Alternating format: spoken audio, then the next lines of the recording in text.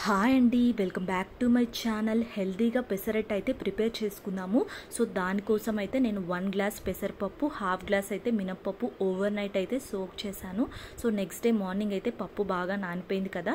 ఇప్పుడైతే మిక్సీ జార్లోకి వేసేసుకొని అలాగే హాఫ్ ఇంచ్ అల్లం ముక్క, 2-3 పచ్చిమిర్చి వేసుకొని స్మూత్గా గ్రైండ్ చేసుకోండి. సో సపరేట్ బౌల్లోకి అయితే తీసుకున్నాను. సో చూడండి స్మూత్గా అయిపోయింది కదా.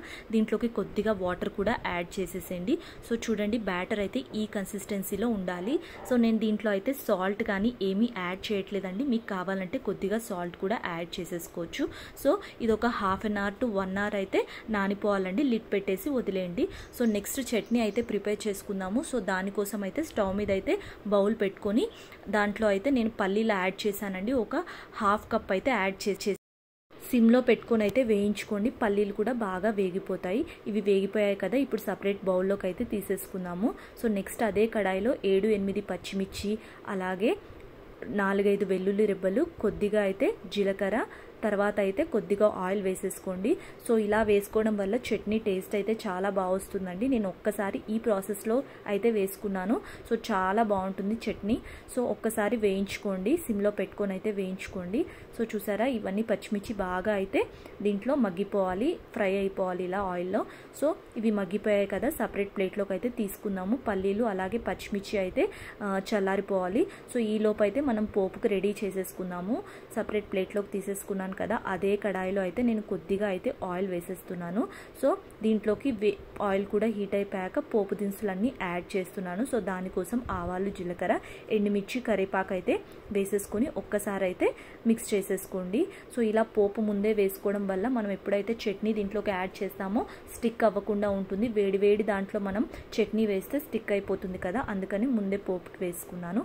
సో దీంట్లో ఇప్పుడు మిక్సీకి వేసేసుకోవాలి కదా. నేను హాఫ్ గ్లాస్ పల్లీలు తీసుకున్నాను కాబట్టి 1 గ్లాస్ అయితే పప్పులు తీసుకున్నాను. ఇవన్నీ మిక్సీ జార్లోకి వేసి కొద్దిగా సాల్ట్ వేసి సో స్మూత్గా అయితే గ్రైండ్ చేసుకోండి. సో మధ్యలో కొద్దిగా వాటర్ యాడ్ చేసి స్మూత్గా గ్రైండ్ చేసుకోండి. స్మూత్గా ఉంటే మనకి చట్నీ కూడా టేస్ట్ కూడా చాలా బాగుంటుంది. ఇప్పుడైతే మనం పోపులోకి యాడ్ చేసేసుకుందాము. అంతే అండి, టేస్టీగా పెసరట్లోకి అయితే చట్నీ రెడీ అయిపోతుంది. ఒక్కసారి ఇలా అయితే ట్రై చేయండి. సో ఇప్పుడైతే దోశ వేసేసుకుందాము.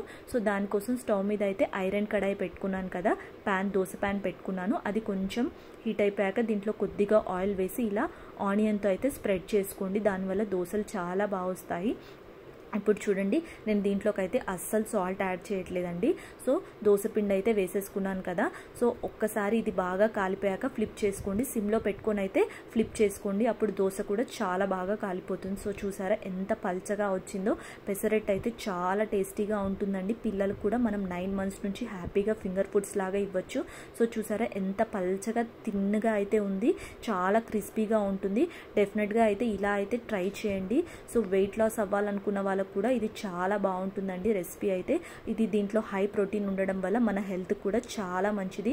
సో చూసారా ఎంత క్రిస్పీగా ఉందో. సో ఇలా చట్నీతో సర్వ్ చేసుకొని తినండి, ఎంతో టేస్టీగా ఉంటుంది. సో ఇలాంటి హెల్దీ రెసిపీస్ కోసం నా ఛానల్ అయితే సబ్స్క్రైబ్ చేసుకోండి, అలాగే గట్టిగా లైక్ కొట్టండి. Thank you.